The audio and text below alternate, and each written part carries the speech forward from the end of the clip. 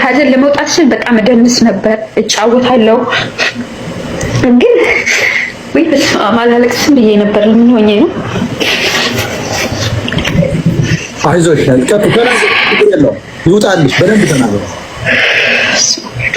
ቻይ ማልቀስ እንኳን ብዙም ይቅርብኝ እና አንዳንድ ጊዜ እንደዛን አይነት ስሜት በቃ ሰው እፈልጋለሁ ተረዳኝ አልኩት። ከዛ መጨረሻ ላይ በቃ ቤታችን አሁን ፊኒሺንግ ተሰራ አይደለ ወይ ሶፋ ግዛ ወይ ፍሪጅ ግዛ ወይ ቁም ሳጥን ግዛ ወይ አልጋ ግዛ አልኩት። አራት አማራጭ ሰጣሁት።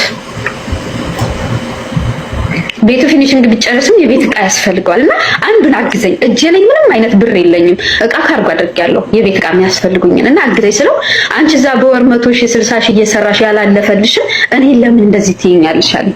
ያን ጊዜ የተሰማኝን ስሜት ልነግርህ አልችልም። ለምን እንደዚህ ትለኛለህ? እስከ ዛሬ የሰራውን ጠይቄ አላውቅም እኮ። እስከ ስም አጠራሩ ራሱ ቸርነት ነው ስሙ። ባለቤቴ ቸርዬ ነው የምለው። ቸርዬ የኔ አባት እለዋለሁ። በአባቴ ማንንም አልጠራም። ግን በቃ አባቴ ሲሞት እሱን እንደሆነ መከታ አድርጌ ቆጠርኩኝና በቃ የተለየ ነገር እንዲረዳኝ ፈለግኩኝ። ከዛ ስለው ያው በቃ በዛ የተነሳ እኔ ጋር የላክሽው ብር እንደውም የ2 ዓመት አይሞላም የ3 ዓመት አይሞላም ማለት ጀመረ። ኤምባሲ ሄጄ ፕሮሰስ ጀምሬያለሁ። የሚያውቁ ሰዎች ይናገራሉ። ራሱ እኔ ለልጄ 7 ዓመት በጣም ልደርስለት በጣም ብዙ ለፍቼ ነበር መውጣ ማለት በቃ ልጄን እመጣለሁ ብዬው ምናምን አጓጉቼዋለሁ። ከዛ ፕሮሰስ ጀምሬያለሁ። ልመጣ ነው እኮ ለምን እንደዚህ ትለኛለህ ስለው ሶፋውንም አልገውንም እዚህ ስመጭ እጅሽ ላይ በያሽው ብር ትገዢዋለሽ አለ። ምን አልኩት? አሁንም ስመጣ የኔን እጅ ነው የሚጠብቀው? እኔ እኮ እጄ ላይ የለኝም፣ ያለኝም ካርጎ አድርጌያለሁ ስለው በቃ ያን ጊዜ ብርሽን ለማንም እያበላሽ ነው፣ እኔ ጋር የላክሽው ብር የ3 ዓመት አይሞላም የ2 ዓመት አይሞላም። በቃ እነኛ ነገሮች ብጥብጥ አሉና ቤተሰቤ ጋር ደረሰ ማለት ነው። እኔ በትዳር ውስጥ የመጡ ችግሮችን ራሴ እፈታለሁ እንጂ ቤተሰቤ ጋር እንዲደርስ አድርጌ አላውቅም ነበር። ግን ያ በቃ መጨረሻው ሲደርስ እናቴ የለችም፣ እናቴ ያለች አባቴ የለ። ለእናቴ ነገርኳት። እናቴ ደግሞ በጣም ነበር የምትወደው እሱ በጣም ጎረቤቷ ነው ያሳደገችው ልጇ ነው። ከዛ ጥያቄ ሲቀርብላት ያው ምንም አይነት ገንዘብ የላትም አለ። እግዚአብሔር ይስጠው እንደውም እሷ ጋር ያለው ብር ይበልጣል፣ እኔ ጋር የላከችው እኮ 1 ሚሊዮን አይሞላም ማለት እኔ ጋር የላከችው እኮ 1 ሚሊዮን አይሞላም። እሷ በወር እኮ የምትሰራው 67,000 ነው። ስለዚህ እኔ እንግዲህ 67,000 ብሰራ አስባ መታመም አለ፣ ሳውዲ ህገወጥ ነኝ፣ ቤት ኪራይ አለ፣ መታመም አለ፣ የሴቶች የሚያስፈልገኝ አለ። ያንን እንኳን ሳይደምር እኔ እውነቱን ሁሌ ስለምነግረው 2,000 ከሆነ የምሰራው ደሞዝ 2,000 ነው የምሰራው እለዋለሁ። 1,500 ከሆነ 1,500 ነው። ከዛ እሱ የምሰራው በ2,500 ነው። 2,500 ሲባዛ በዚህ በ5 ዓመቷ 3 ሚሊዮን ምናምን ትሰራለች። እኔ ጋር የላከችው 1 ሚሊዮን አይሞላም ብሎ ምክንያት አቀረበ። እኔ ስራ ፈትቼ የምቀመጥበትን ቀን ምናምን ሁሉንም ሳያስብ ማለት ነው እኔ ጋር የላከችው ይሄ ነው ብሎ ከዛ ሲል ተውት ነው ያልኳቸው። በህግ መጠየቅ ይችላል ገብቷል። ቤተሰቦቼ እኔ ቤተሰብ አለኝ መጠየቅ ይችላሉ፣ ግን ተውት ነው ያልኳቸው። አሁንም እኔ ገንዘብ ልመና ምናምን አይደለም። ስለዚህ ተውት አልኳቸው። ተጠየቀ። ሲጠየቅ የለኝም አለ።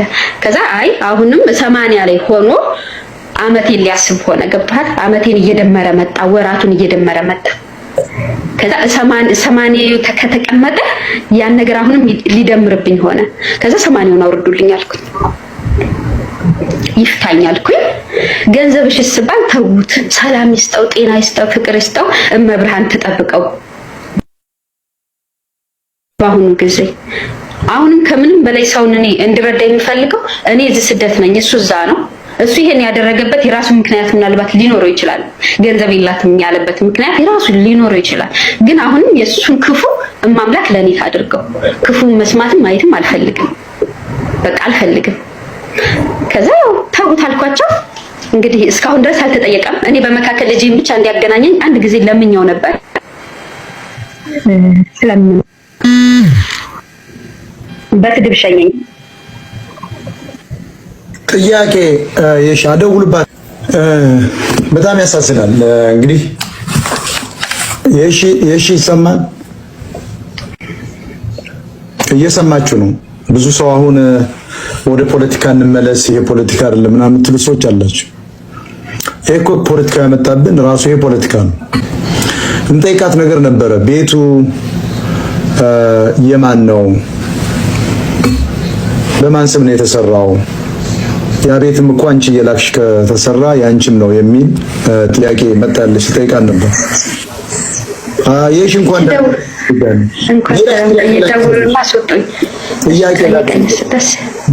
ቤቱ የት ነው የተሰራው? እዛው ማጀቴ ከተማው ነው አይደለም? ከከተማው ትንሽ ዝቅ ይላል። የኛ ወላብዬ ይባላል ቦታው። ዝቅ ብሎ ቤተሰብ ጋር ነው? አዎ ቦታው የአያቱ ነው። አያቱ ናቸው የሰጡት። ቤቱ እንግዲህ የሰራሽው አንቺ ነሽ? የጋራ እንበለው። የጋራ አይ ገብቶኛል። ስለዚህ ፊኒሽንግ ብቻ ነው። እኔ በግሌ ፊኒሽንግ በግሌ ነው። ቤቱን የጀመርነው እዛው እየኖርን ነው። እዛው ጀምረናል። ጣራና ግድግዳው ቆሞ ጭቃ ብቻ ተመርጎ ነው እኔ ወደ ሳውዲ የመጣሁት። ከዛ እኔ ሁሉን ይሄ ሲሚንቶ ምናምን ፊኒሽንጉን ጨረስኩኝ። ስለዚህ ቤቱ የጋራሽ ነው። ባይዘው ፍርድ ቤትን ስትመለሽ ቤቱ የጋራሽ ነው። ምንም የሚጠፋ ተሽጦ ለጋራ ችግር የለውም። አሁን ይኸውልሽ አንደኛ አንቺ በስደት እያለሽ አባትሽን አጥተሻል። የምትወጂውን አባትሽን አጥተሻቸዋል። በጣም እናዝናለን። በጣም የሚያስለቅሰው እሱ ነው። ሁለተኛ ደግሞ በዚህ እድሜሽ ወይም ደግሞ ወጣቱ ነሽ ወንድ ያላደረገውን በባህር ላይ ሄደሽ ነው ለመቀየር። በጣም አክብሮት አለን። ባይዘው እንዳንቺ አይነት ጀግና እህቶች ለሌላ እህቶች ማስተማሪያ የሆኑ ዘንድ ነው ያስከተልኩሽ። ይሄ ታሪክ ያንቺ ታሪክ ነው። ይሄ ታሪክ የሚሊዮን ስደተኞች ኢትዮጵያኖች በተለይ የአማራው ታሪክ ነው። እኔ ሁልጊዜ እናገራለሁ። አንድ ሰው ወደ ውጭ መሄድ ሲያስብ ሁሉን ነገር አጠናቆ ነው መሄድ ያለበት። የማታምኑ ከሆነ ፈተሹ ነው መውጣት ያለበት። እዛው እያለሽ አልተግባባችሁም ማለት ለምንድን ነው ያን የምታደርጊ? መጀመሪያ እዚያም ሁኔታውን አየሽው። አያቱ ቦታ ላይ ነው የሰራው ምናምን እያለ ነው ስትሄጂ ገንዘብ እንድታመጭ በቃ ሂጂ አለሽ። እሱ ያላደረገው